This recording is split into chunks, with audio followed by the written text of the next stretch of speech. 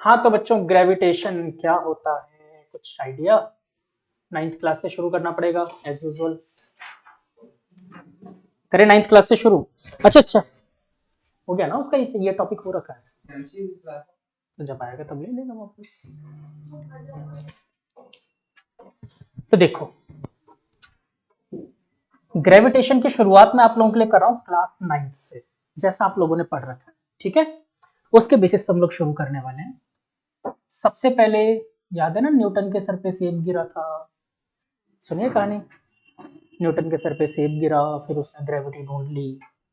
ये कहानी फर्जी है, रियल कहानी नहीं है, ठीक है, ये फर्जी कहानी है। अच्छा, एक बात और बताऊं, ग्रेविटेशन की रियल डिस्कवरी जो हुई थी वो भारत में ही हुई थी, ठीक है। ये चीज बस आप लोगों को, इनफैक्ट अब इस टाइम पे, आज से लगभग 6 या 7 महीने पहले, उसी के देश में, बेचारे न्यूटन के देश में, उसको बताया गया कि वो चोर है, ठीक है, और बाकायदा रिसर्च पेपर सब पब्लिश करके बताया गया है। ये सारी चीज भारत में बहुत पहले ढूंढ ली गई थी, केरला स्कूल ऑफ मैथमेटिक्स में। और आप इस चीज को ऐसे समझ भी सकते हो, ग्रेविटेशन एक संस्कृत शब्द से बना है, गुरुत्व आकर्षण, नाम से ही समझ में आ रहा होगा आपको। तो पता नहीं लोगों को इतना टाइम क्यों लगा समझने में। और इस वजह से न्यूटन के कई जो उसने मैथ्स में रिलेशंस दिए थे और ये सब किया था, उनको भी चेंज करके माधव न्यूटन सीरीज रख दिया गया। न्यूटन के नाम को हटाकर माधव न्यूटन सीरीज कर दिया गया, पहले न्यूटन सीरीज कहा जाता था उसे, क्योंकि माधव ने पहले रिसर्च की थी, इसलिए माधव न्यूटन सीरीज। चलो खैर, मैं वापस आता हूँ, क्योंकि हम लोगों को तो ये चीजें जाननी नहीं है, हमें तो ये जानना है कि न्यूटन ने क्या बताया। तो न्यूटन ने बताया दो मास पार्टिकल, एक का मास m1, दूसरे का मास m2, ठीक है। दोनों के सेंटर ऑफ मास के बीच का डिस्टेंस r, तो इनके बीच जो लगने वाला फोर्स होगा वो डायरेक्टली प्रोपोर्शनल होगा प्रोडक्ट ऑफ द मासेस के, m1 m2, इनवर्सली प्रोपोर्शनल होगा डिस्टेंस के स्क्वायर के। और इसके बाद यहाँ पर कांस्टेंट आता है, that is g m1 m2 upon r square. अच्छा, ये g की वैल्यू जो होती है बच्चों, ये होती है 6.67 into 10⁻⁻11 Newton metre square per kilogram square, ठीक है, ये होती है। और ये ग्रेविटेशन, इसको बोलते हैं यूनिवर्सल ग्रेविटेशनल कांस्टेंट। ये बच्चों यूनिवर्सल वर्ड इसलिए होता है क्योंकि ये पूरे यूनिवर्स में वैल्यू जो है, ये मीडियम पे भी डिपेंड नहीं करता। मतलब इस मास पार्टिकल को अगर मैं पानी में डुबा दूं तो क्या इनके बीच का फोर्स कम हो जाएगा? नहीं, वही रहने वाला है। सिर्फ और सिर्फ ये कौन सी दो चीजों पे डिपेंड कर रहा है, ऐसा माना गया, ठीक है। जी की वैल्यू को इन्होंने नहीं ढूंढा था, न्यूटन ने नहीं ढूंढा था। ये ग्रेविटेशनल कांस्टेंट की वैल्यू बहुत 19th सेंचुरी में जाकर ढूंढी गई थी, और इसको ढूंढा था कैवेंडिश टॉर्शनल, मतलब कैवेंडिश नाम था शायद उनका, और टॉर्शनल एक्सपेरिमेंट से होता है, तो ये बाद में ढूंढा गया था जी की वैल्यू। इनको, इसको न्यूटन ने नहीं ढूंढा था एक्सपेरिमेंटली। अब आपसे एक छोटा सा क्वेश्चन आता है कि इस जी की डायमेंशन बताओ, क्या डायमेंशन होगी इसकी? बहुत करा है डायमेंशन वाले चैप्टर में, ठीक है, बार बार आता था एग्जाम में ग्रेविटेशनल कांस्टेंट। निकालो फटाफट इसकी डायमेंशन। यूनिट मैंने लिखी दी है, 1 सेकंड का काम है, निकाल दो। अच्छा, तारा सिंह कानपुर पहुंच गई, बड़े दिनों बाद ऑनलाइन आज।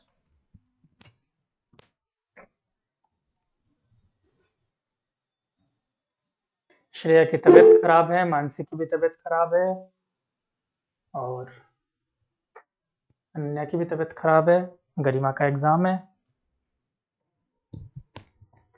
टेस्ट वाले दिन ही ऐसा होता है।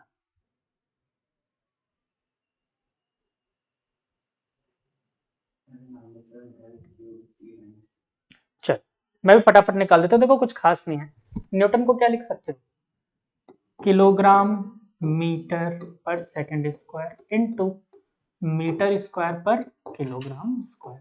देखो 1 किलोग्राम से 1 किलोग्राम गुजर गया, और ये बच गया मीटर क्यूब। तो देखो किलोग्राम ऊपर आया तो m की पावर -1, मास की पावर -1, लेंथ की पावर 3 मीटर क्यूब बनाना, और टाइम की पावर -2। ये बन गई इसकी dimension, m-1 L3 and t-2, ठीक है।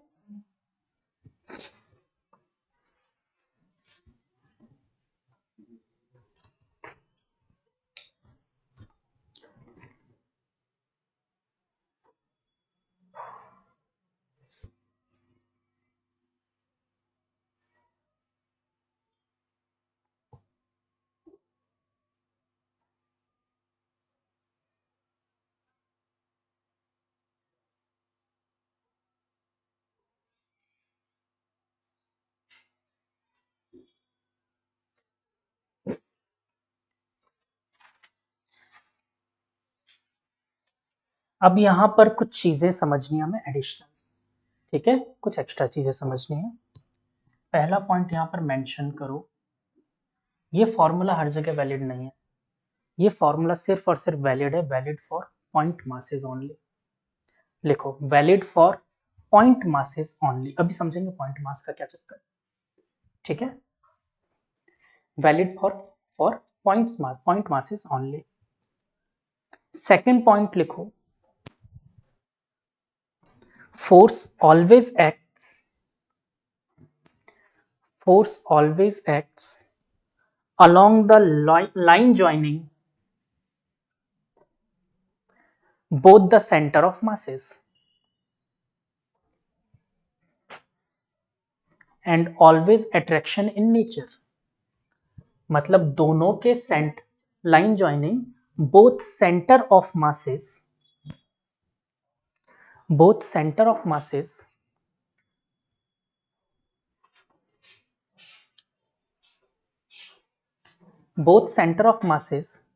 and ऑफलाइन आके पेपर क्यों नहीं दिया?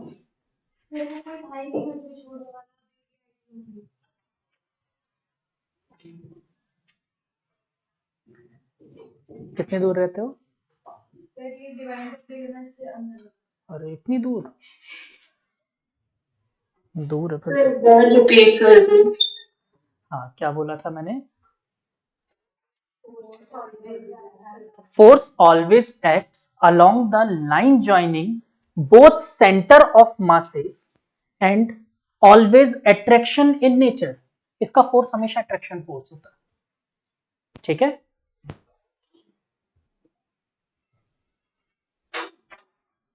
अब कुछ छोटी मोटी चीजें यहां पर समझ लेते हैं।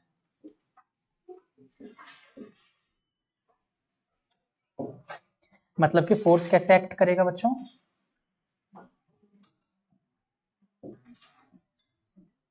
इन दोनों के सेंटर ऑफ मास के अलोंग ज्वाइन करो, पहले तो दोनों का सेंटर ऑफ मास ज्वाइन कर दो, ठीक है।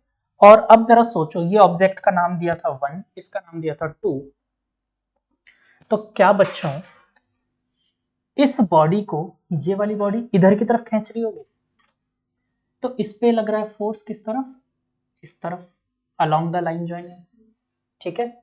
और इस फोर्स को हम लोग हमेशा इंडिकेट करेंगे फोर्स ऑन 1 ड्यू टू 2, तो F12, ठीक है। सेम इस पे फोर्स कितना लग रहा होगा? इस तरफ लग रहा होगा, और कैसा होगा? Force two 1, force on 2 due to 1। बोले ये बात समझ आई? अच्छा अब मैं आपसे कुछ छोटी छोटी चीजें पूछता हूं। लेट अस सपोज, पहला मैं सपोज करके बोल रहा हूं, late m1 is greater than m2। अगर ऐसा है तो मैं आपसे पूछूं एक्सेलरेशन किसका ज्यादा होगा, बता सकते हो?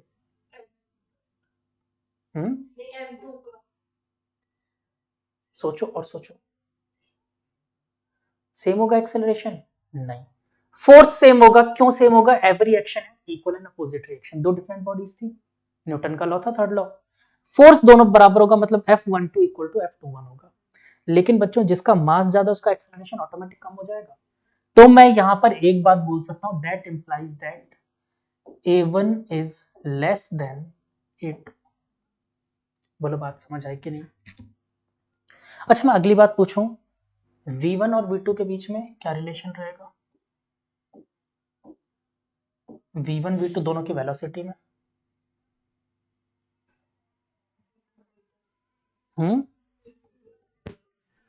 V2 सबको लग रहा है V2 ज्यादा है?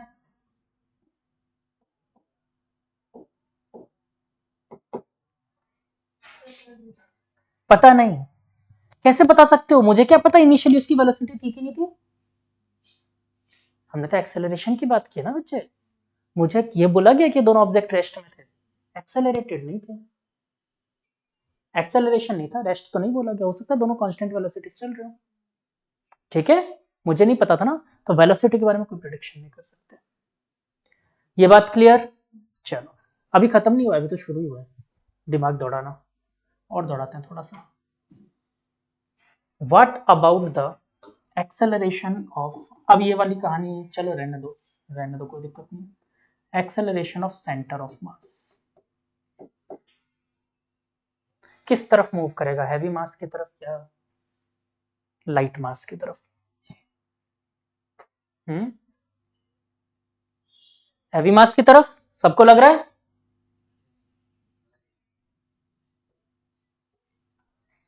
क्या कोई एक्सटर्नल फोर्स है इन दोनों के अलावा? ये दोनों तो इंटरनल होगा ना, अगर एक सिस्टम मान रहे हो तो। एक्सटर्नल फोर्स नहीं तो acceleration of centre of mass कहां से आएगा? कैसी बेवकूफी भरी बात करी। सेंटर ऑफ मास तो तभी मूव करेगा ना जब कोई एक्सटर्नल फोर्स लग रहा हो, सेंटर ऑफ मास तो मूव ही नहीं करेगा। इन दोनों ऑब्जेक्ट में ये वाला थोड़ा सा तेज आ रहा है, मान लो 1 मिनट के लिए इनिशियल रेस्ट में था, ये वाला तेज आ रहा है, ये वाला धीरे आ रहा है, लेकिन सेंटर ऑफ मास वहीं पे बना रहेगा जहां पर था। सेंटर ऑफ मास मूव नहीं कर रहा। इसका मतलब अगर मैं बोलूं velocity of centre of mass, पता नहीं, फिर से ये क्या बात है?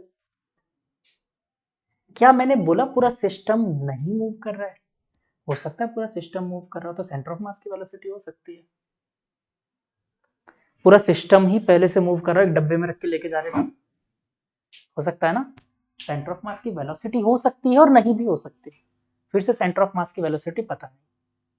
बात समझ आ रही है क्या कह रहा हूं? ठीक है, सेंटर ऑफ मास हो सकता है पहले से मूव कर रहा हूं, पूरा सिस्टम ही मूव कर रहा हूं। ठीक है, बात क्लियर हुई? तो फिर से पता नहीं, मे बी जीरो, आपके लॉजिक से आप जीरो पे जा रहे हो, बिल्कुल सही है, मैं मना नहीं करूंगा, लेकिन यहां पर कहानी क्या है कि मेरे को नहीं पता क्यों रेस्ट में थे। ठीक है, तो फिर से ये पता नहीं, नोट करो इसको।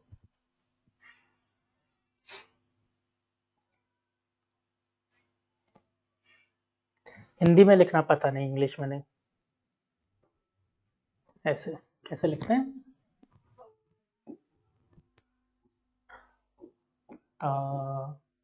नहीं,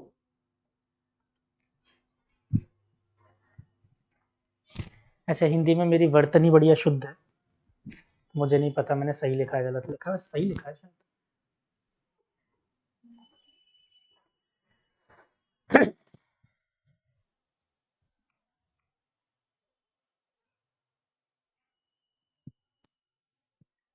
मेरे इसलिए हमेशा फिक्स 50% मार्क्स आए हिंदी में, फिक्स 50%। ना एक नंबर ज्यादा ना एक कम, 70 का टेस्ट है 35, 100 का टेस्ट है 50। क्योंकि मेरे को वैसे लिखना बहुत अच्छे से आता था, मतलब एक्सप्लेन बहुत अच्छे से कर सकता हूँ, लेकिन ये वर्तनी बहुत गलत होती थी।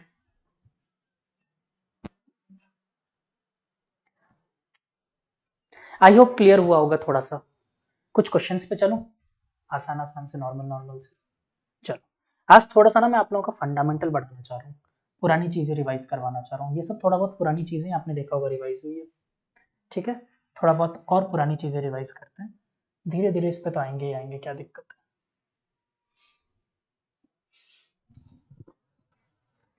पहले पॉइंट मास समझ लें एक बार, पॉइंट मास की कहानी क्या थी, फिर आता हूँ।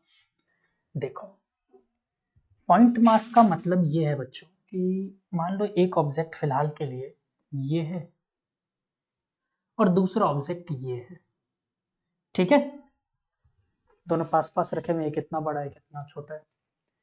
तो बच्चे एक्चुअली में ये फॉर्मूला जो न्यूटन का है ये सिर्फ और सिर्फ पॉइंट मास पे लगता है, मैं पूरी बॉडी पे फिलहाल नहीं लगा सकता। रीजन समझो क्यों?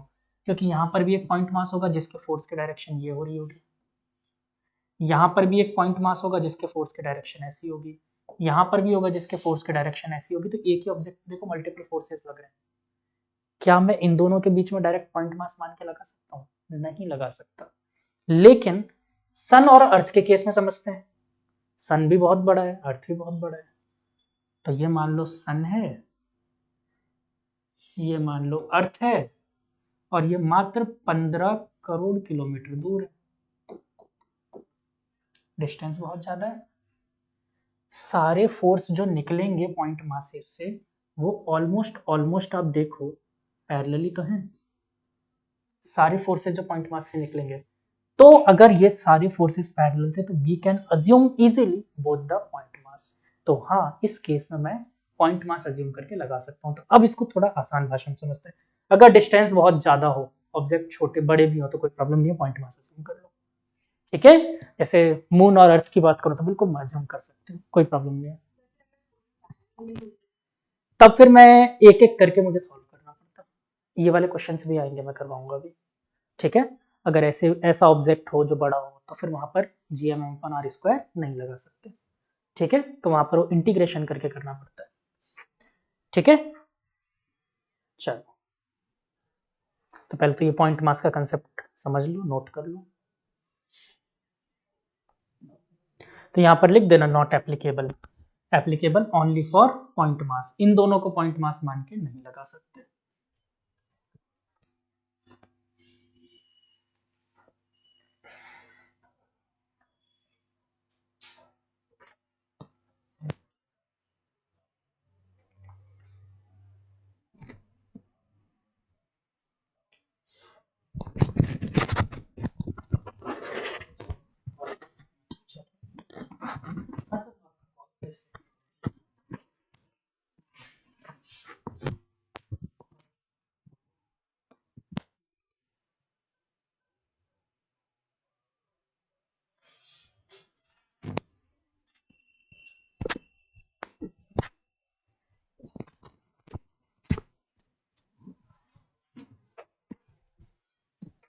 डन। चलो थोड़े थोड़े आसान आसान से क्वेश्चन पूछे जाए, आज गेम खेलते हैं ऑब्जेक्टिव ऑब्जेक्टिव, ठीक है। आज ऑब्जेक्टिव ऑब्जेक्टिव वाला गेम खेलते हैं।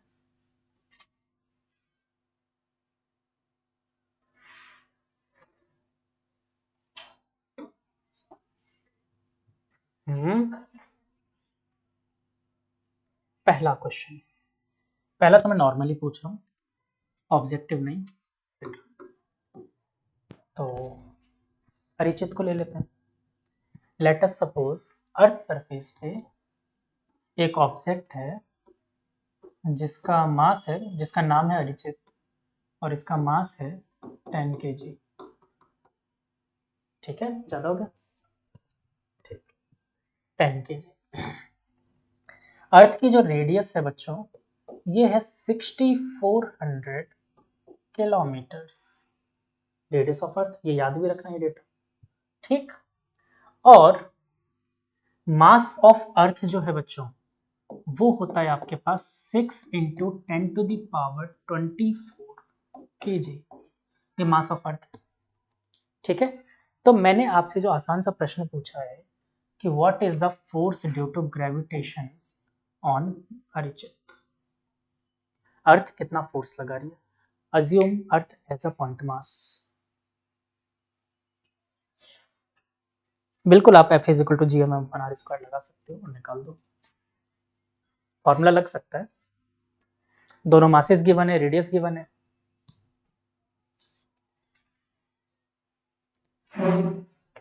अच्छा, सॉल्व करने के लिए टाइम दूं या मैं करवा दूं, टाइम दूं मैं करवा दूं, बोलो। चलो मैं करवा देता हूँ, टाइम दूंगा तो तुम लोग रायता फैलाओगे, 1 घंटा रायता फैलाओगे, फिर आंसर बताओगे, मैं तुरंत बता दूंगा, ठीक है। तो चलो तुम लोग रायता फैलाओ, उससे पहले मैं बता देता हूँ। देखो क्या होगा, जी मास ऑफ अरिचित mass of earth divided by r², r को आपको लिखना पड़ेगा 64 इंटू 10⁵ मीटर में कन्वर्ट करना पड़ेगा, ठीक है, बाकी मासेस तो केजी में दे ही रखे हैं। लेकिन जरा सोचो, अर्थ सरफेस पे क्या डायरेक्टली मास ऑफ अरिचित इंटू जी नहीं लिख सकते, जी आपको पहले से पता है आंसर, ठीक है। तो इसका आंसर कितना आ गया, 98.1 न्यूटन। कैसे, जी की वैल्यू क्या होती है, मास ऑफ परिचित क्या है 10, इसकी वैल्यू 9.81, तो ये हो गया बच्चों 98.1 न्यूटन। यहां से एक चीज समझने वाली थी, देखो अगर मैं इन दोनों को बराबर रखूं तो मास ऑफ परिचित कट जाएगा, तो जी की वैल्यू क्या बची, G is equal to capital G mass of earth divided by r²। मतलब देखो जी जो है वो कांस्टेंट पे डिपेंड कर रहा है, कांस्टेंट ही तो है, मास ऑफ अर्थ कांस्टेंट है, रेडियस ऑफ अर्थ कांस्टेंट है, जी तो खुद ही यूनिवर्सल ग्रेविटेशनल कांस्टेंट है, तो इसलिए जी की वैल्यू 9.81 कांस्टेंट वैल्यू आती है, ठीक है। तो यहाँ से आप चाहो तो डायरेक्ट कर सकते हो, लेकिन ये वैलिड कहाँ है, सिर्फ अर्थ के केस में, हर जगह नहीं। ठीक है गुड़िया, चलो करो इसको आराम से।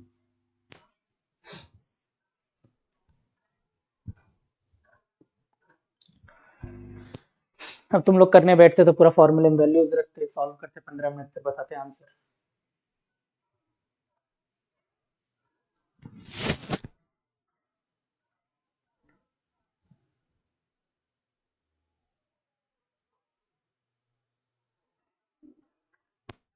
अच्छा, इस चैप्टर को मैं बार बार फिर से एक बार और बोलता हूँ कि इसको थोड़ा ध्यान से पढ़ना, क्योंकि 12th क्लास में यही चैप्टर है पूरा कहानी मेन।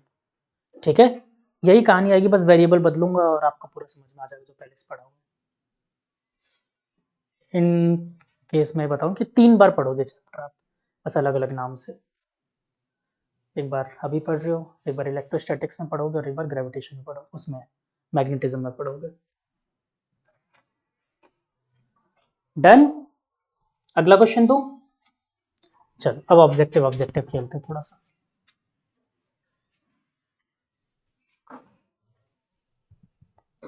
हाँ, सबको पार्टिसिपेट करना है, कोई बच्चा छूटना नहीं चाहिए।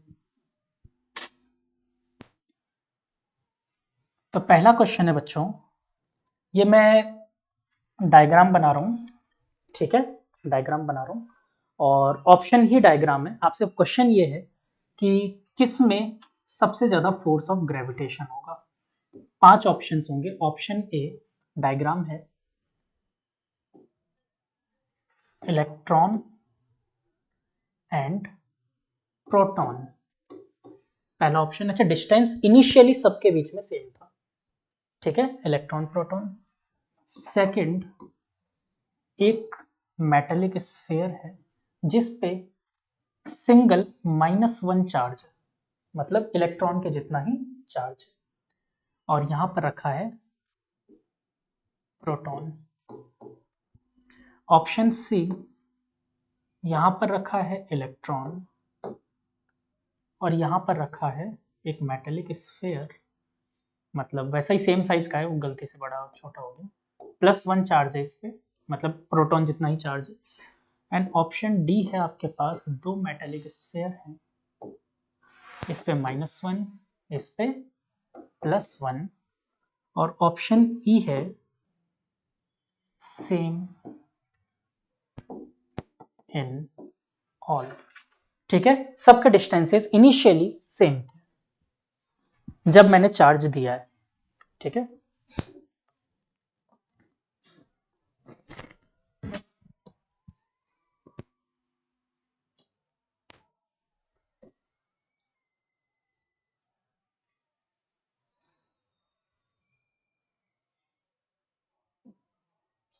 हाँ, तो अपने ऑप्शन शुरू करो,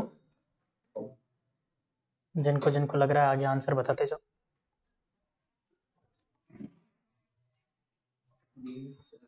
हाँ, डी में सबसे ज्यादा होगा, तो एक बच्चे का आंसर आया है डी।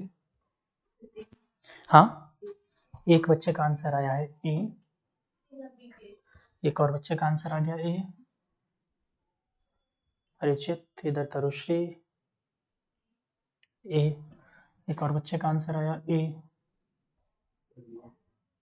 ए, चलो अरिचित का आया है डी, गरिमा का आंसर। एक तो ये लोग बोलते नहीं है ऑनलाइन क्लास में, जिसमें मुझे ज्यादा गुस्सा आता है। माइक का ऑप्शन है ना तुम लोगों के पास, बोलने में क्यों शर्माते हो। तो गरिमा का आंसर आया है ए। रितिका, आप तो बेटा ये क्लास ले चुके हो ना।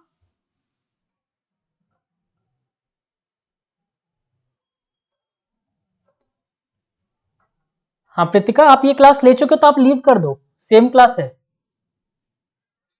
आपने मॉर्निंग में लिया था ना। चलो ठीक है, तो गरिमा का आंसर ये और प्रीतिका का आंसर ये, और बच्चों का option D. Option D. Mansi, आपका आंसर डी। डी। चलो, कांटे की टक्कर है, बी और सी को तो, और ई को तो कोई देख ही नहीं रहा। हाँ, हो गया ना सबका, कोई बच्चा थोड़ी है कि ये बच्ची थी, हो गया इसका भी। चलो, the correct answer is option D. अच्छा, किसी को ये नहीं लगा कि सब में सेम होना चाहिए था? क्यों? डिस्टेंस तो इनिशियली सबके सेम थे, सेंटर ऑफ मास का डिस्टेंस देखते सेम था, मास भी, इनफैक्ट मैंने कुछ नहीं कहा, मैंने ये भी कहा कि मास सबका बराबर ही है, ठीक है, मास भी सबका बराबर है। फिर प्रॉब्लम कहाँ आई, करेक्ट आंसर डी कैसे हुआ? देखो, जैसे यहां पर मैंने और ऑब्जेक्ट्स को रखा, ये इलेक्ट्रॉन प्रोटॉन थे, डिस्टेंस आर थी, कोई प्रॉब्लम नहीं। यहां पर क्या हो गया बेटा कि इलेक्ट्रॉन नहीं था, यहां पर एक स्फीयर के ऊपर चार्ज था, तो जैसे पॉजिटिव चार्ज यहां रखा रहेगा, ये इलेक्ट्रॉन को अट्रैक्ट करेगा और इलेक्ट्रॉन इस तरफ, सॉरी, इस तरफ ऐसे मूव कर जाएंगे, थोड़े से आगे की तरफ, सेंटर ऑफ मास से आगे कर गए, सेंटर ऑफ मास तो यहां पर था, तो बेटा अगर इलेक्ट्रॉन इधर गया मतलब मास भी इधर गया, इलेक्ट्रॉन हैज मास, तो क्या इसका सेंटर ऑफ मास थोड़ा सा आगे शिफ्ट नहीं हो जाएगा? सेंटर ऑफ मास थोड़ा सा आगे शिफ्ट हो गया मतलब डिस्टेंस ऊपर वाले से थोड़ी सी कम हो गई, तो इससे भी कम इसमें है। सेम कहानी इन दोनों में बराबर ही आएगा क्योंकि इसमें भी इधर मास शिफ्ट होएगा, वैसे तो इसमें थोड़ा सा ज्यादा होगा, इसमें कम होगा, ठीक है। चलो, और इस वाले में दोनों ही सेंटर ऑफ मास पास आएंगे, तो सबसे कम डिस्टेंस किस में होगा? इसमें दोनों में ही सेंटर ऑफ मास आगे शिफ्ट हो जाएंगे, इसमें भी और इसमें भी, सबसे कम डिस्टेंस इसमें है, और कम डिस्टेंस है फॉर्मूले में अगर याद करो तो फॉर्मूला क्या होता है, F is inversely proportional to 1 upon R square, R जिसका सबसे कम होगा उसका फोर्स सबसे ज्यादा होगा, इसलिए ऑप्शन डी, ठीक है। बोलो समझ आया कि नहीं आया? ऊपर वाले में तो सबसे ज्यादा हो, मतलब सबसे कम फोर्स होगा, क्योंकि वो तो शिफ्ट ही नहीं करेगा ना, इलेक्ट्रॉन प्रोटॉन यूनिफॉर्म, मतलब एक छोटे मास होता है उसमें शिफ्टिंग नहीं हो सकती, ठीक है। हाँ, बिल्कुल पॉइंट मास ही है क्योंकि डिस्टेंस ज्यादा है।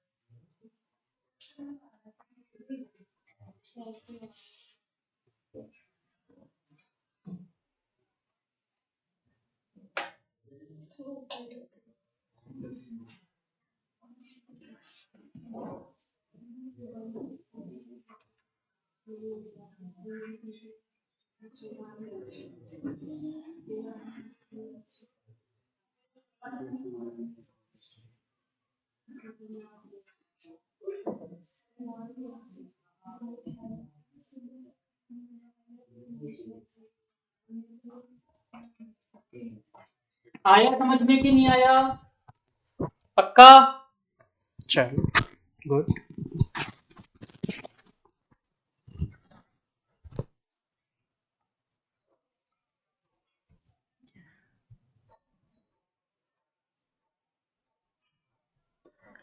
लिख लिया, नेक्स्ट क्वेश्चन पे चलो। प्रीतिका बेटा आप आंसर मत करना, ठीक है, क्योंकि आपने कर रखा है एक बार, तो आप आंसर मत ही करो तो बेटर है। क्वेश्चन नंबर 2, 2 नहीं 3 है ना।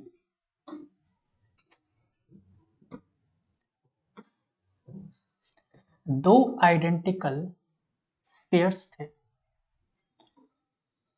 आइडेंटिकल थे मतलब दोनों का मास सेम है, ठीक है। Assume both as a point mass, ठीक है, मतलब फॉर्मूला एप्लीकेबल है अपना, मैंने आपको ये कहा। इसका जो रेडियस था वो आर था, एक स्फीयर का रेडियस आर था, सेंटर ऑफ मास सेंटर में है क्योंकि मेटेलिक मतलब स्फीयर है, मास एम है। तो मैंने आपसे पूछा कि इन दोनों के बीच में लगने वाला force is directly proportional to the R की पावर एक्स, ठीक है, आर की पावर एक्स। तो एक्स आपका क्या होगा? Option A 4, option B -4, option C 2, option D -2।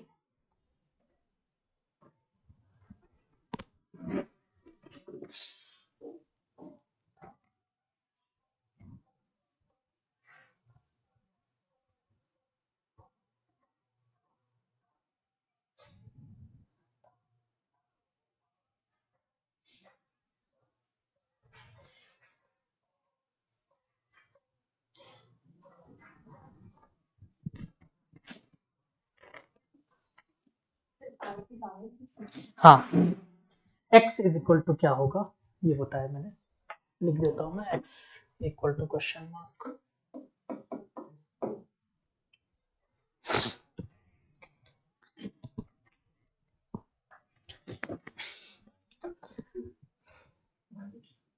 तो एक बच्चे का आंसर आया है, मैं टिक करता जाता हूँ।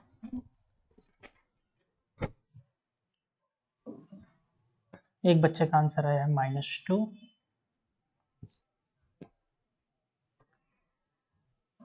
श्रेया का आंसर आया है a, तो श्रेया का आंसर a रख देते हैं, पावर 4 कहाँ से ले आई, -2,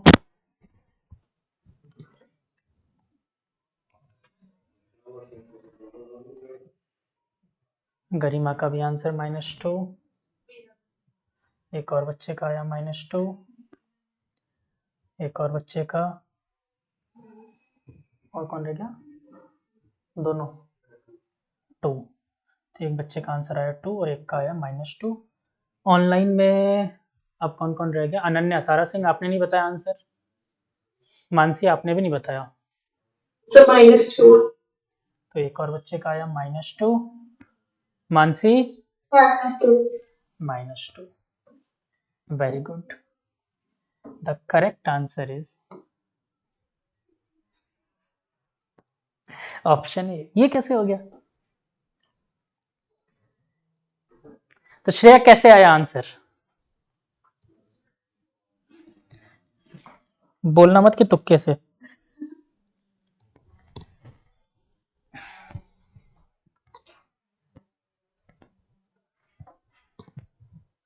हाँ श्रेया तुक्के से, चलो देखते हैं। सर वो पुराना वाला है? वो पुराना वाला बता, पुराने वाले क्वेश्चन। अच्छा पिछले वाले का आंसर ऑप्शन ए बताया था, अच्छा इस वाले का आंसर ही नहीं दिया, चलो मतलब मैं तो खुश हो रहा था कि एक बच्चे का आंसर आया वो भी गलत, वो मतलब दिया ही नहीं आंसर। चलो देखो फॉर्मूला वही होता है, F इज इक्वल टू जी, मास दोनों के सेम है तो क्या मास का स्क्वायर अपॉन आर का स्क्वायर लिख सकते हैं, एक्चुअली वो 2r का स्क्वायर यही होगा। लेकिन प्रॉब्लम यहीं शुरू होती है, आपको लगेगा कि यहाँ से आंसर आ गया आर के पावर -2, पर किसी ने दिमाग लगाया ये स्फेरिकल बॉडी थी और दोनों की डेंसिटी थी बराबर, तो क्या मैं मास को डेंसिटी इनटू वॉल्यूम लिख सकता हूँ, है ना, लिख सकते हैं।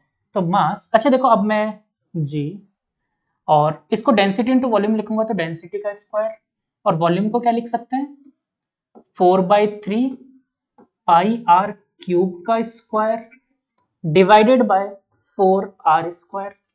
मुझे तो प्रोपोर्शनल चाहिए था f का, ठीक है। देखो f इज प्रोपोर्शनल टू, सारे कांस्टेंट गायब कर दो, g हटा दो, रो हटा दो, 4/3 पाई हटा दो, 4 हटा दो, यहाँ पर बचा r की पावर 6, नीचे r स्क्वायर, क्या बचा।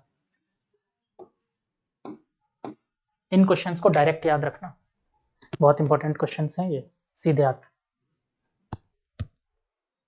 नीट में तो खास तौर पे ध्यान रखना, ये पिछला वाला, ये वाला, अभी जो और करवाने वाला हूँ वो वाले।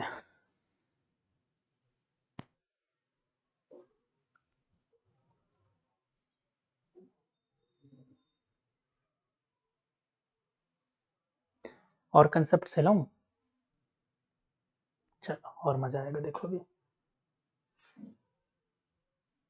आ रहा है मजा, चैप्टर है इंटरेस्टिंग, छाप लो फिर, क्वेश्चन नंबर 4 पे चलते हैं।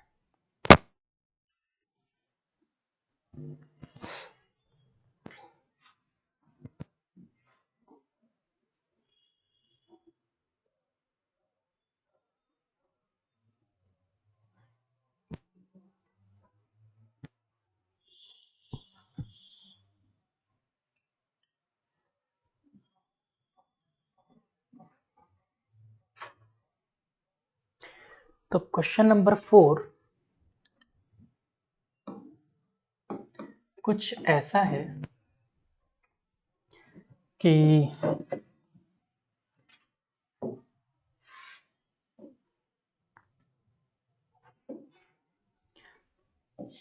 ये एक मेटेलिक स्फीयर है, ठीक है, हॉलो मेटेलिक स्फीयर। मैं इसको थोड़ा सा अलग कर देता हूँ।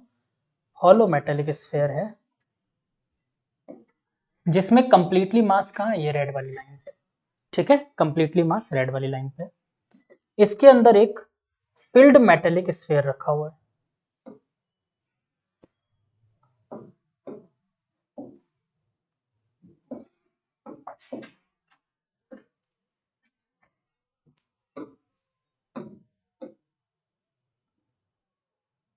इसके एग्जैक्टली सेंटर पे, मतलब दोनों कोसेंट्रिक है, एग्जैक्टली सेंटर पे रखा हुआ है मेटेलिक स्फीयर। तो मेरा क्वेश्चन है आप लोगों से, इनका नाम भी देता हूं मैं, ए और B. This is metallic sphere A and this is metallic sphere B, both are concentric. इसका मास एम बी, इसका मास एम ए, इसका रेडियस आर ए, इसका रेडियस आर बी, ठीक है।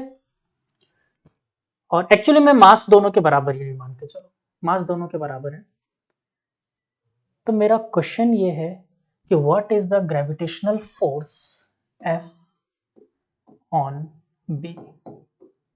फोर्स बी पे क्या लगेगा Preetika, you can also answer this question, ठीक है। एम ए आपको गिवन है, M A is equal to M B, ठीक है। और बेटा यहां पर मैं थोड़ा सा हिंट देता हूं आपको, नहीं दे रहा हिंट।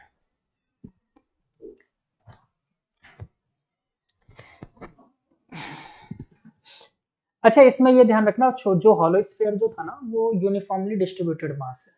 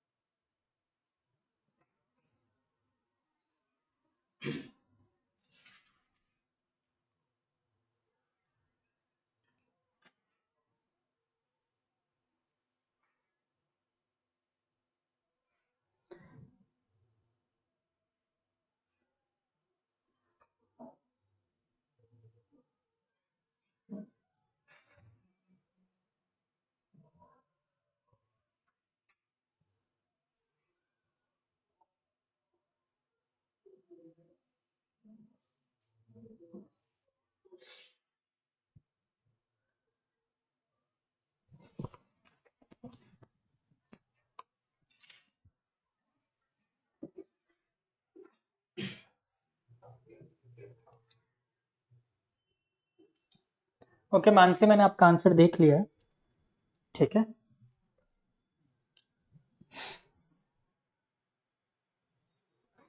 जल्दी बताओ आंसर, कितने साल लोगे।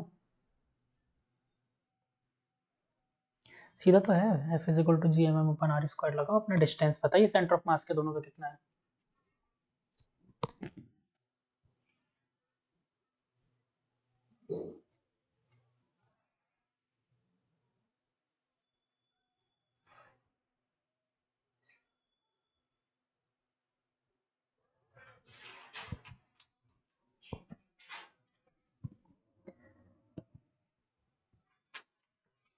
अच्छा, हिंट ये है कि बी को पॉइंट मास अज्यूम कर लेना।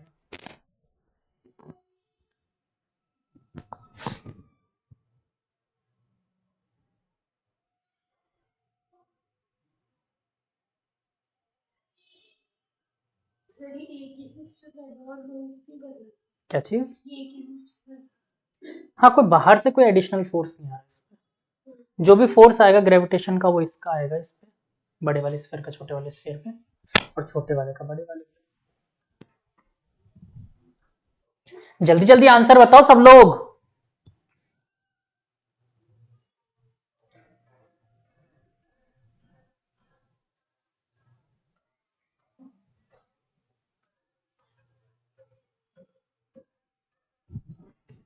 दिख रहा है, अभी भी दिख रहा है। क्या वो किसी का आंसर ही नहीं आ रहा, ऑप्शन नहीं दिया था इस बार। ये कॉमन सेंस था। क्यों, यहाँ वाला पॉइंट मास जितना फोर्स लगा रहा होगा उतना ही इसके अपोजिट वाला लगा रहा होगा, यहाँ वाला पॉइंट मास जितना फोर्स लगा रहा होगा उतना इसके अपोजिट लगा रहा होगा। मतलब हमेशा एक पार्टिकल के अपोजिट में दूसरा पार्टिकल होगा, नेट फोर्स कितना आ जाएगा, 0। कहानी खत्म। सिंपल सा क्वेश्चन था, ठीक है। ये तो मुझे लगा तुम लोग ऐसे कर दोगे, इसमें क्या इतना साल लगा दिए। ये टफ था ये। फिर आंसर देने में डर लग रहा था गलत ही होगा, गलत होगा तो मैंने कब कब पिटाई कर दी अभी तक। मैंने -1 पे पिटाई नहीं करी, गलत पे तो क्या ही पिटाई करूंगा। चलो नेक्स्ट क्वेश्चन।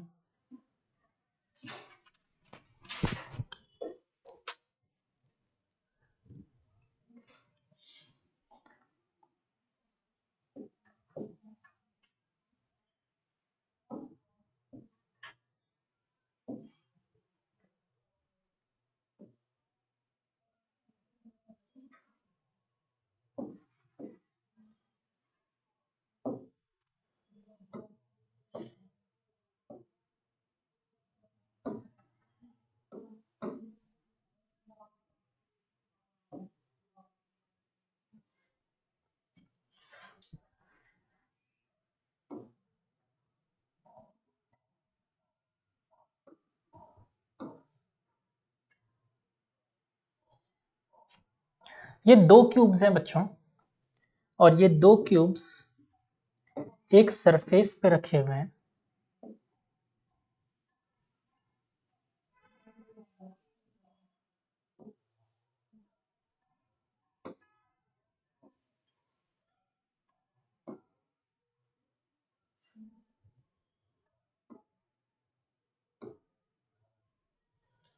एक सरफेस पे रखे हुए हैं।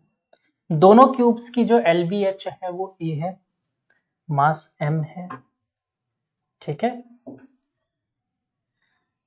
तो side length A, mass M, और ये जो हाइट है बच्चों, ये हाइट भी A है, ठीक। इन दोनों के बीच का, सेंटर्स के बीच का जो डिस्टेंस लिया मैंने, ये वाला डिस्टेंस, ये डिस्टेंस मैंने दिया आपको D, ठीक। D डिस्टेंस है। देखते हैं अब आप लोग हमेशा क्वेश्चन से डरते ही हो कि आंसर भी करते हो।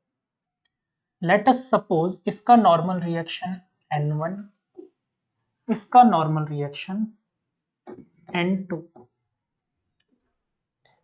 तो मेरा क्वेश्चन है N2 upon N1 is equal to X, then option A, option दूं रहने दूं, बोलो ऑप्शन दूं, X is greater than 1, option B X is less than 1, option C X equal to 0, option D X equal to 1।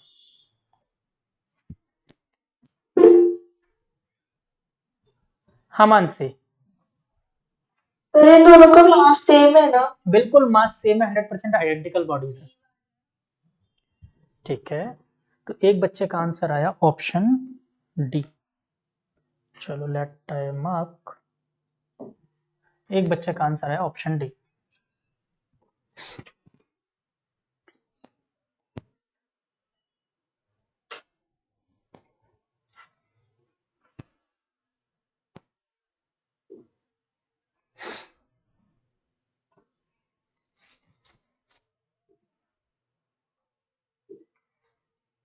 जल्दी answers करो बच्चों।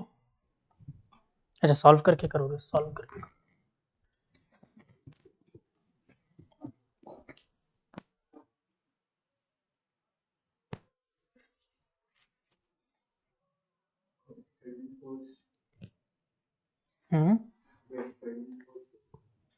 External force नहीं, कोई बाहर से एक्सटर्नल नहीं है, अर्थ का लग रहा है mg वाला जो है वो, क्योंकि मान के चलो दूसरा टेबल पे रखा नहीं, एक ग्राउंड पे रखा हुआ है। और मैं थोड़ा सा और बता देता हूँ यहाँ पर कि अगर आप लोग कंफ्यूजन हो तो, इसलिए A is much much much less than R radius of earth. मतलब ये हो सकता है 1 मीटर या 2 मीटर रहे, अर्थ का रेडियस क्या है 6400 किलोमीटर, तो उसके रिस्पेक्ट में तो कुछ भी नहीं है।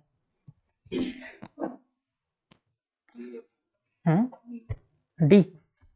तो एक और बच्चे ने आंसर दिया है डी।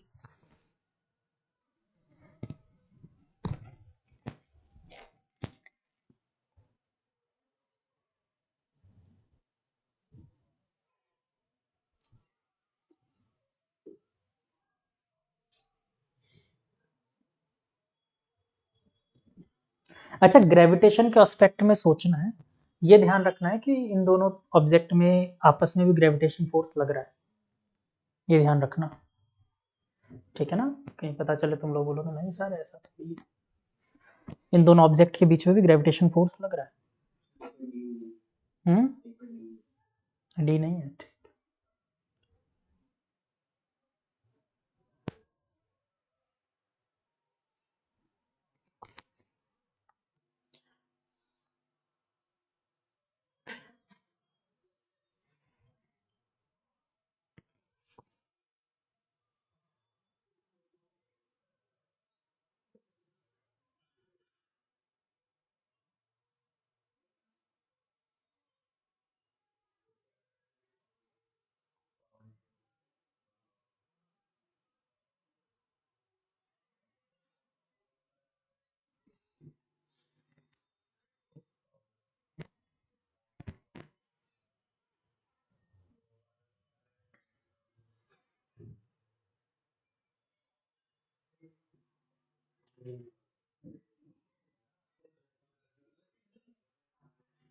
ठीक है, एक बच्चे का और आंसर है डी।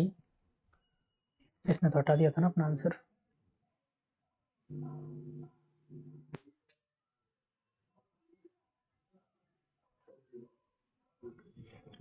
एक बच्चे का आंसर आया ए। ऑनलाइन वाले क्या एक एक से पूछना पड़ेगा या खुद बताओगे आंसर?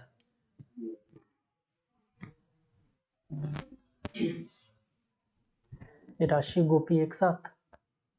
श्रेया का आंसर डी, तारा सिंह का आंसर बी,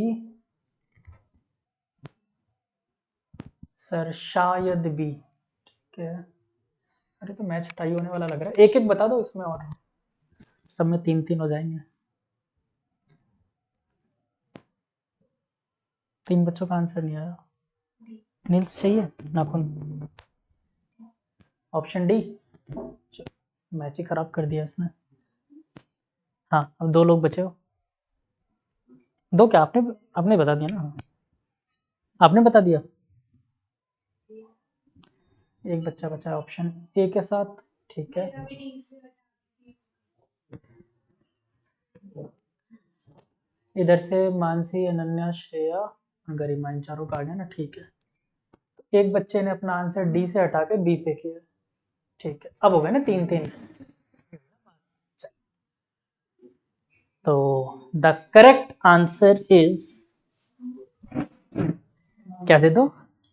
एक ही ऑप्शन किसी ने टिक नहीं किया तो सी पे डाल देते हैं। ठीक है, the correct answer is a. ये कैसे हो गया? क्या नॉर्मल रिएक्शन पे फर्क पड़ेगा? बिल्कुल पड़ेगा, सोचो कैसे। क्या इन दोनों के सेंटर के अलोंग एक फोर्स नहीं लगेगा, ग्रेविटेशनल फोर्स?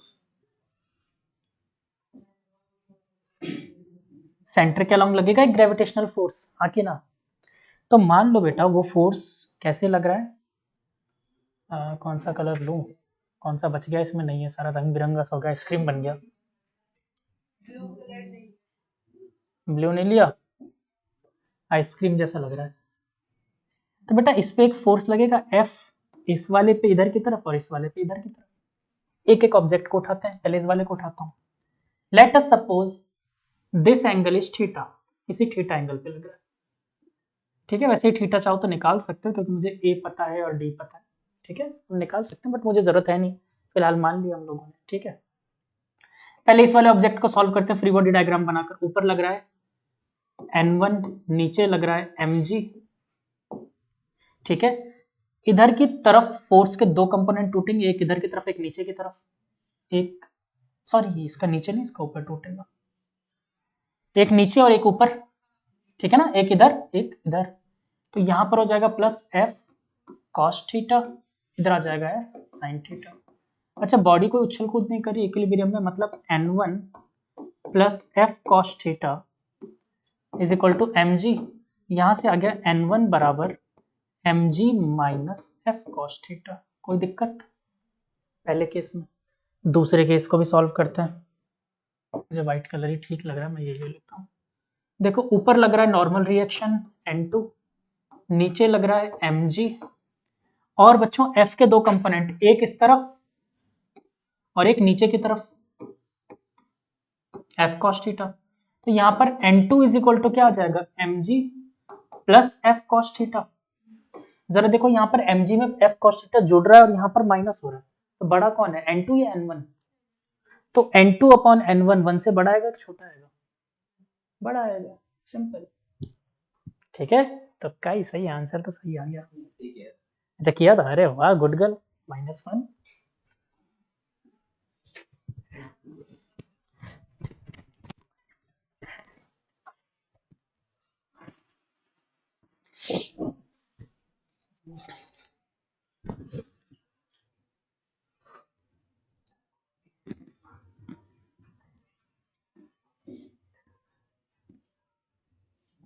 चलो नेक्स्ट क्वेश्चन पे नोट कर लो पहले इसको।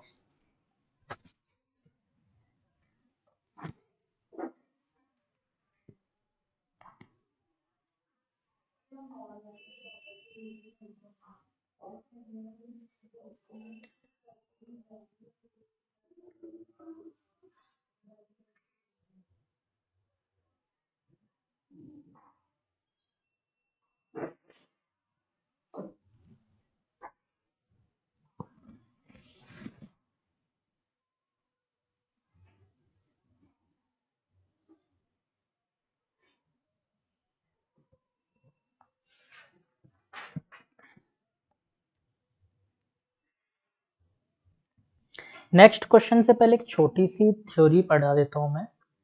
प्रिंसिपल ऑफ सुपरपोजिशन, एक टॉपिक लिख लो, प्रिंसिपल ऑफ सुपरपोजिशन। अच्छा वो बकवास वाले क्वेश्चंस करने हैं क्या आप लोगों को, कि अर्थ का मास ये है, जुपिटर का मास ये है, ग्रेविटेशनल फोर्स निकालो, बेल वाले क्वेश्चन कैलकुलेशन करते रहो बैठकर बस।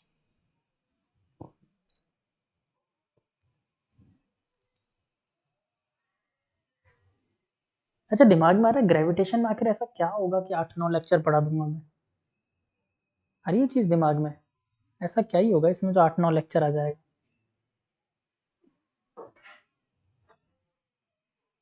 इसमें सब कुछ पढ़ोगे, अर्थ की कहानी,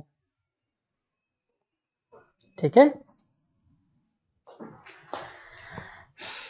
क्या ढूंढ रहे हो, खूब है, भर भर के है। अच्छा मैंने बुक का रिदम नहीं उठाया, बुक में सबसे पहले कैपलर्स लॉ है, मैं उसको सबसे लास्ट में करवाऊंगा, ठीक है। कैपलर्स लॉ शुरू शुरू में डर जाते पर,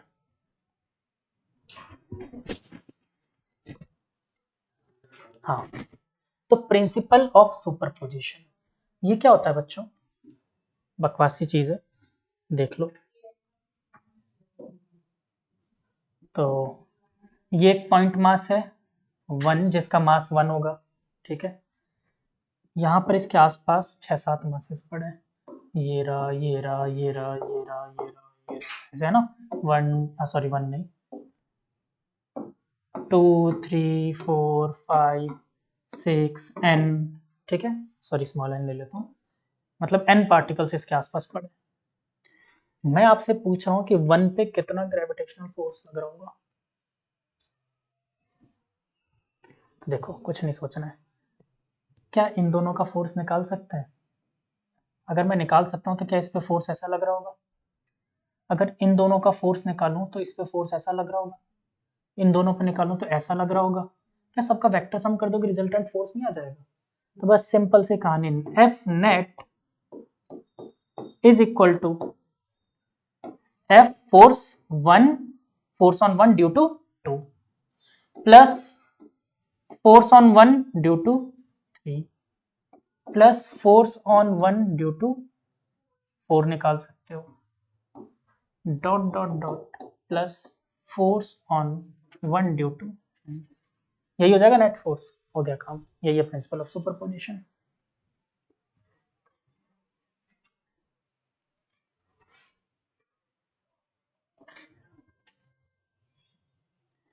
ये चीज मैंने कहीं करवाई है ना आप लोगों को, सेंटर ऑफ मास में शायद, हाँ मास इस टाइप का करवाया है मैंने।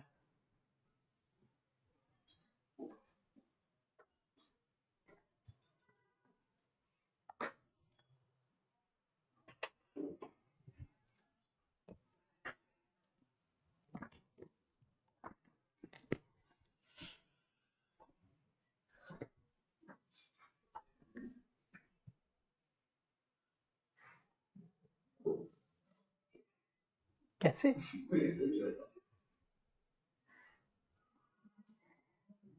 मैं अब हेल्दी वेल्दी हो गया हूँ क्योंकि टाइम नहीं है मेरे पास, नहीं तो पहले मैं जिमनास्ट था।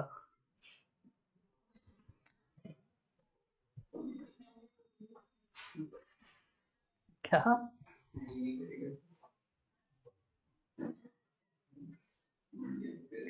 अपनी बॉडी को पीछे की तरफ कितना बेंड कर सकते हो?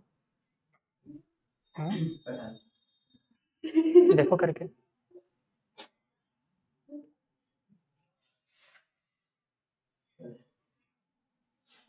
खड़े होकर करो। चलो तो अगले क्वेश्चन की तरफ चलते हैं। आसान सा क्वेश्चन देता हूँ, ज्यादा बकवास नहीं, ठीक है? और इसमें बहुत ज्यादा मेहनत करने की जरूरत नहीं है, इस टॉपिक में फालतू से क्वेश्चन नहीं आते, उसमें से एक महाफालतू सा क्वेश्चन मैं दे देता हूँ।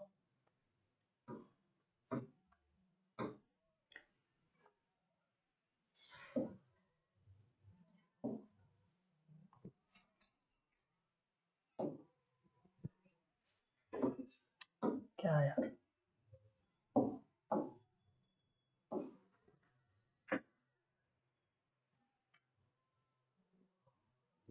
तो बेटा ये एक स्क्वायर टाइप की शेप है, इन रियल ये स्क्वायर है नहीं, इन रियल इसके कॉर्नर्स पे मास रखे हुए हैं, कॉर्नर्स पे मास रखे हुए हैं। अब ये मास कॉर्नर्स पे आ जाएंगे, डोंट वरी।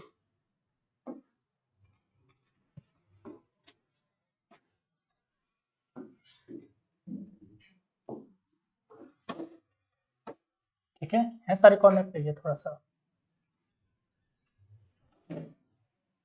ठीक है, ठीक है। इसकी साइड लेंथ है बच्चों ए, और इसके सेंटर पे भी एक मास रखा है, सेंटर पे भी एक मास रखा है।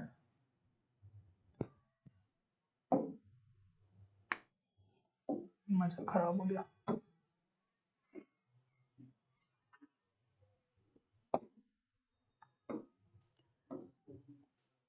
इसके सेंटर पे भी एक मास रखा है, ठीक है। ये सारे मासेस आइडेंटिकल हैं, ठीक है। तो मेरा क्वेश्चन है कि इस पे नेट ग्रेविटेशनल फोर्स कितना लग रहा है। दो क्वेश्चन देता हूँ, एक ही नहीं। इसका आंसर तो फटाफट बिना कॉपी में सॉल्व करे बताओ मुझे। ऐसा ही क्वेश्चन है कि जिसको कॉपी में सॉल्व करने की जरूरत ना पड़े।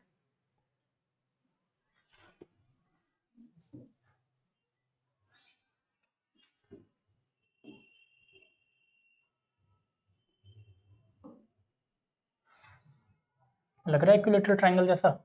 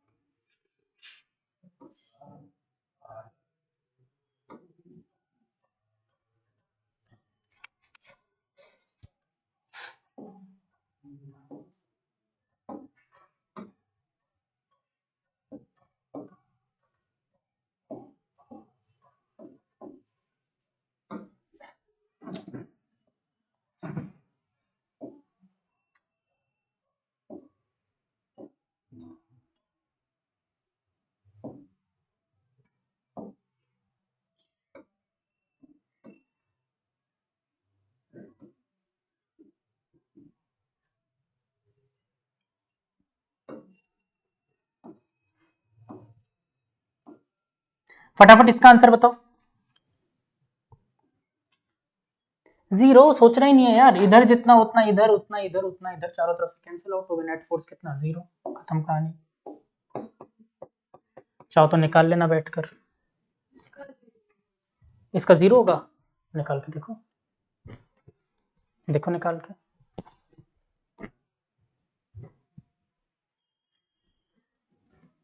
इक्विलेटरल ट्राइंगल, ध्यान रखना। अच्छा, ये दूर से देखने में नहीं लग रहा है इक्विलेटरल ट्राइंगल, ऐसे एक साइड टेढ़ा हो गया, फिसल रहा है ये इधर से।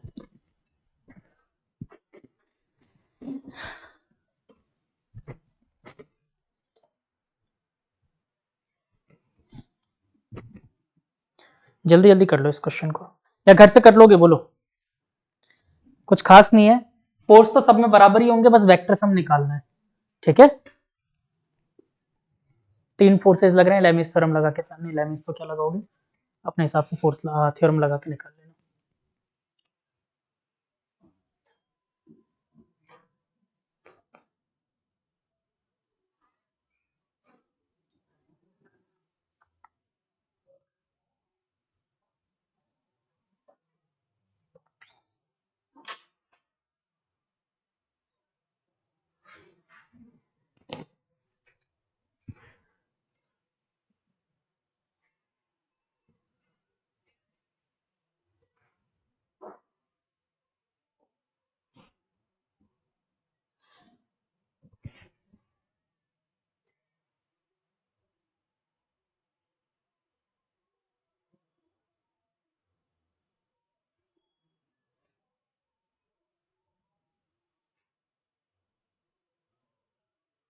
ठीक है, कर लोगे, छोड़ दूं?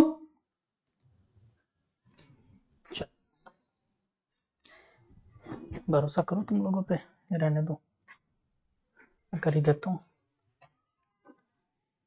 ट्रस्ट कम है। देखो, इधर की तरफ भी फोर्स F, इधर की तरफ भी F, और ऊपर की तरफ भी F, फोर्स तो तीनों बराबर ही होंगे, डिस्टेंस तीनों के बराबर है ना। चलो अब जरा ये देखो, अगर मैं ये वाला एंगल देखूं तो कितना होगा, बता सकते हो? देखो, ये जैसे ही सेंटर से ज्वाइन करोगे 30 डिग्री होगा, इक्विलेटरल में पूरा 60 होता है, हाफ 30 डिग्री, ये 30, ये 90, तो ये 60, और सेम ये वाला एंगल भी क्या हो जाएगा, 60 डिग्री। तो देखो जरा, इस फोर्स के दो कंपोनेंट टूटेंगे, एक इधर की तरफ, सॉरी एक इधर की तरफ, मैं कलर चेंज कर देता हूँ,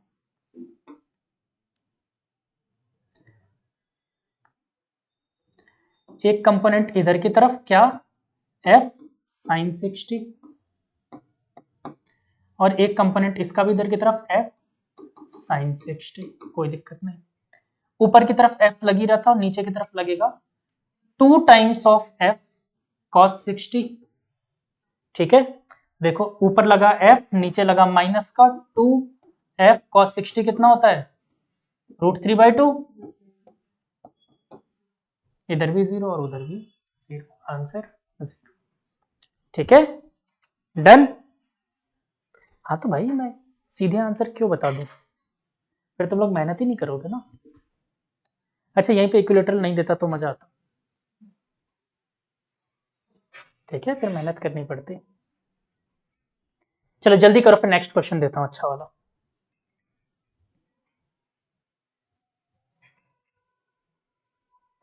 ऑब्जेक्टिव वाला दूं या ऐसे ही दूं, सब्जेक्टिव? सब्जेक्टिव, ऑब्जेक्टिव मजा आता ना ऑब्जेक्टिव में, ऑब्जेक्टिव ही देते हैं।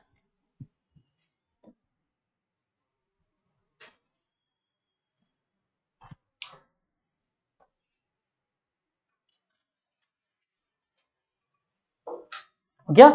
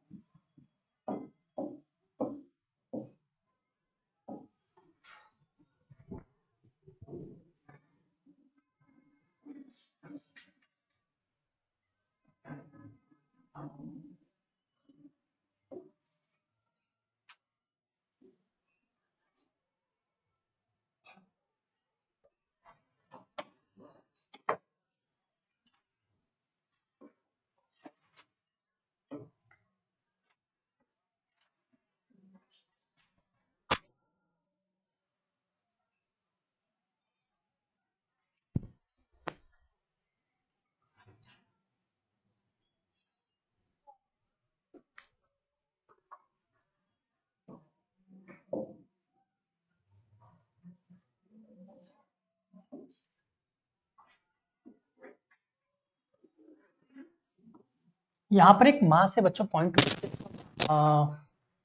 जिसकी वैल्यू है स्मॉल m, ठीक है, और ये एक रॉड है जिसका मास है कैपिटल M एंड इसकी लेंथ है कैपिटल L। यहां से इसकी लेंथ थी स्मॉल l, ठीक है। तो what is the gravitational force between them? Options, option A बन रहा है G M M upon L into L plus L. Option B G M M upon 2 L plus L by 2 का square. Option C G M M upon L plus L by 2 का square. And option D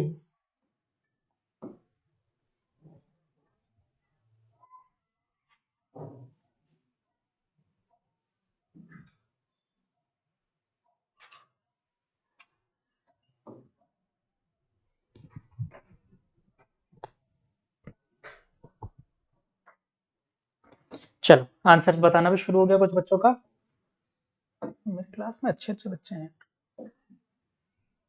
एक ने दिया option C. अरे नहीं, मतलब मैं super fast बच्चों की बात कर रहा हूँ। एक बच्चे का आंसर आया ऑप्शन सी। सम मोर।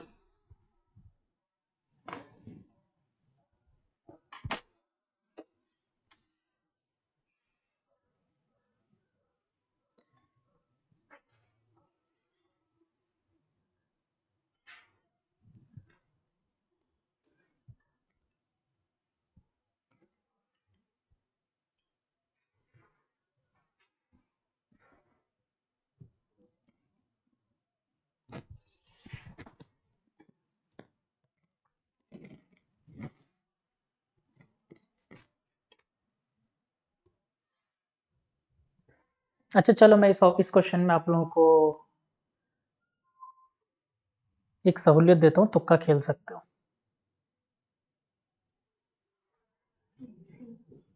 सी। चलो, दो बच्चों ने आंसर दिया सी। बिकॉज अब सॉल्व करने बैठोगे तो इसमें तुम लोग टाइम लगाओगे, बेटर है मैं ही सॉल्व करवा दूंगा। एक बच्चे ने दिया है ए। हाँ, डी तुम्हारे यहाँ हो चुका है सी में। हाँ, ए। चलो वेरी गुड। और कोई? तुक्का खेलो खेलो खेलो, तुक्का खेलो, फुल अलाउड है। ए, अरे वाह। ऑनलाइन वाले तुक्का खेलो जल्दी जल्दी। श्रेया का आंसर है, अरे वाह, ए में बहुत सारे बच्चे आ रहे हैं इस बार। सी। मानसी का सी, ठीक है। गरिमा का ऑप्शन ए। और तारा सिंह, पिछले वाले का आंसर है क्या अभी दिया है? अभी दिया है सी का, ठीक है। 10 बच्चे हैं क्या क्लास में टोटल? अभी 10 ही हैं क्या? हाँ, चलो ठीक है, कोई रह तो नहीं गया? हो गया सबका? चलो, द करेक्ट आंसर है, तो लड़ाई हो गई। करेक्ट आंसर चेक करते हैं अभी, ठीक है। वैसे मुझे पता है लेकिन ठीक है, करेक्ट आंसर अभी चेक करते हैं। तो आप लोगों ने डायरेक्ट फॉर्मूला लगाया G M M upon R square और बेवकूफी कर दी। क्या ये पॉइंट मास है?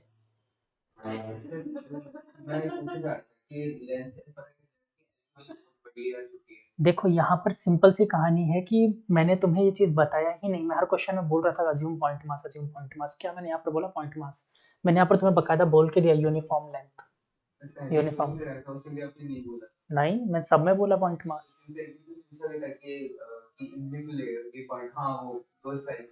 तो मैंने उसमें बोला था, अरे क्या बात कर रहे हो, उसमें मैंने पहले ही बोला कि अज्यूम दोनों को पॉइंट मास। इसका एंगल हाँ, जो इसमें रेडियस आर की पावर 4 निकाला वही कह रहे हो ना?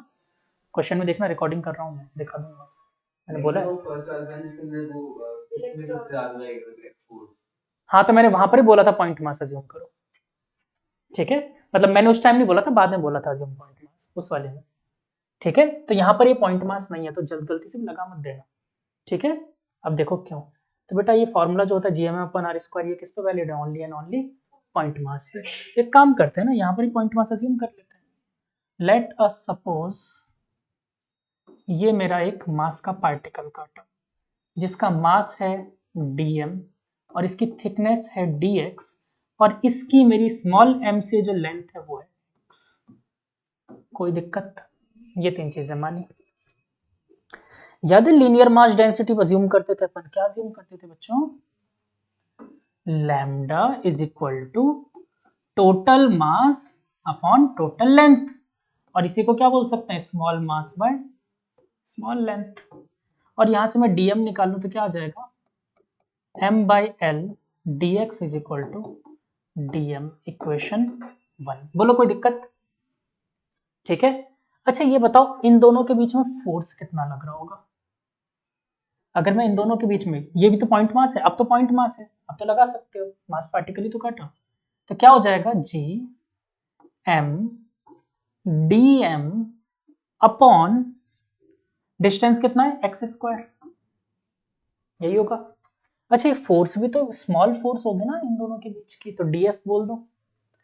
पूरा फोर्स निकालना, कैसे निकालेंगे?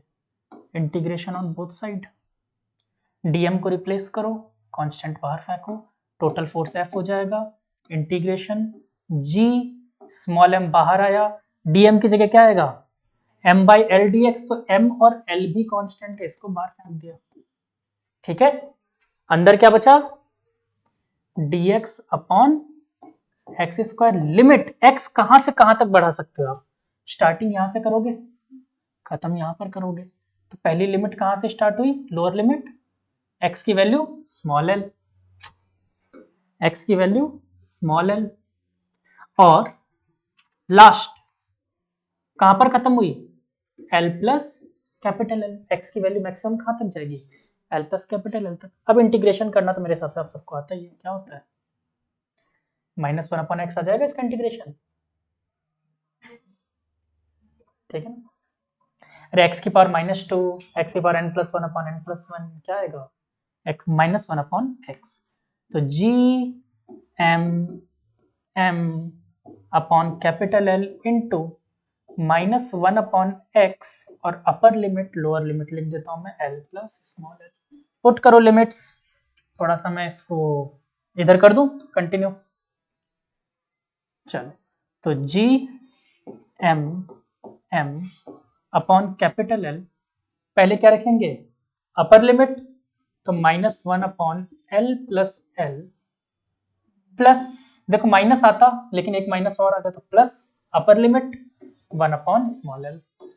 एलसीएम लेकर सॉल्व करते हैं, तो G M M upon L into -L plus capital L upon L into L plus L, यही होगा। -एल से प्लस एल गुजर गया, और बाद में इस एल से ये एल भी कट जाएगा, तो मेरे पास फाइनली आंसर बचा ऑप्शन ए, ठीक है? क्या आंसर बचा? G M M upon L, sorry L तो हट गया ना, अपॉन एल इंटू, हाँ बच्चों क्या हुआ? आया आंसर? एक और टेस्टी क्वेश्चन करवाऊंगा नहीं, होमवर्क के लिए दूंगा, ये नोट करो फिर होमवर्क के लिए। अच्छा कुछ करूं क्या इसको, जूम आउट वगैरह?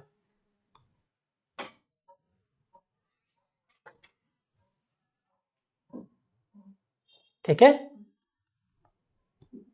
थोड़ा सा और लो।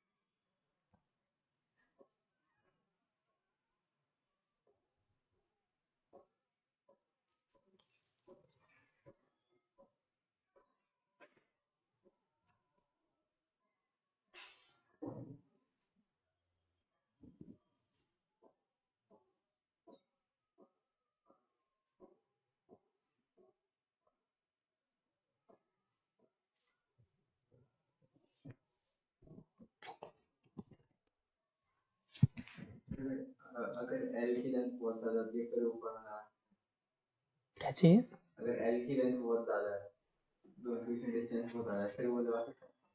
तो बेटा अगर ये पॉइंट मास अज्यूम कर लिया जाता तो मैं लिख के देगा वो कि assume that is a point मास।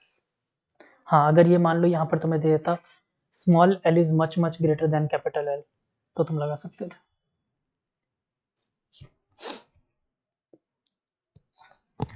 लिख लिया?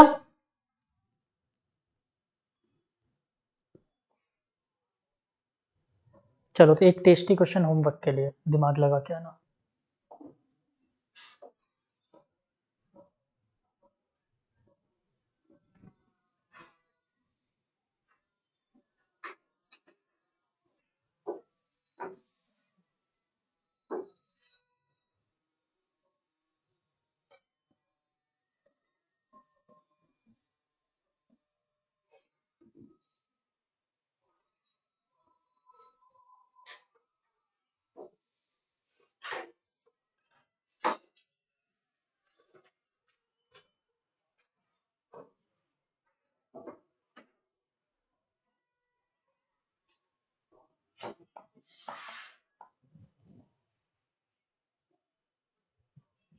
चल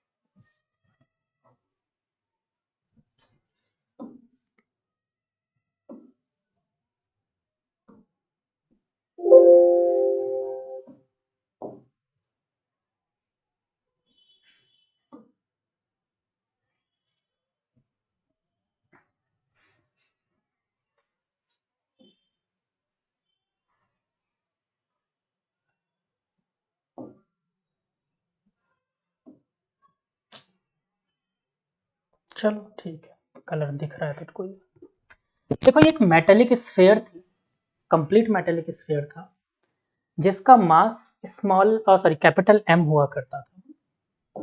क्वेश्चन सुन लो, अगर ये कंप्लीट मेटेलिक स्फेयर रहता तो इसका मास रहता कैपिटल एम, लेकिन मैंने इसमें से इस स्फेयर में से r/2 रेडियस, मतलब कि ये कैपिटल आर है, यहां से यहां तक का, ये मान लो कि ये पूरी लाइन ऐसे ही जा रही है, ठीक है, मतलब ये इसकी रेडियस r/2 है। इतना बड़ा स्फेयर काट के निकाल दिया, ठीक है। यहां पर दूर कहीं d डिस्टेंस पर एक दूसरा मास रखा था स्मॉल m, ठीक है। तो ये मास काट के भगाने के बाद इन दोनों के बीच में कितना ग्रेविटेशनल फोर्स होगा वो आपको निकालना है। There is nothing like options, मैं कोई ऑप्शंस नहीं दे रहा, ठीक है। आ जाओ करके या हिंट दूं? देखो पहला तरीका है, आप लोग सेंटर ऑफ मास याद करो, फिर सेंटर ऑफ मास के बीच में डिस्टेंस निकालो, फिर सॉल्व करो। याद है ना, सेंटर ऑफ मास निकालना सिखाया था इस ऑब्जेक्ट का। दूसरा तरीका, एक काम करो, पहले पूरे ऑब्जेक्ट के लिए निकाल लो, फिर उसमें से छोटे ऑब्जेक्ट के लिए निकाल के माइनस कर दो। ठीक है, इसको नेगेटिव मास मान सकते हैं, कंसेप्ट ऑफ नेगेटिव मास याद है, बस डायरेक्ट आंसर आ जाएगा करना। ठीक है, आज के लिए thank you all of. Thank you sir. Thank you बेटा।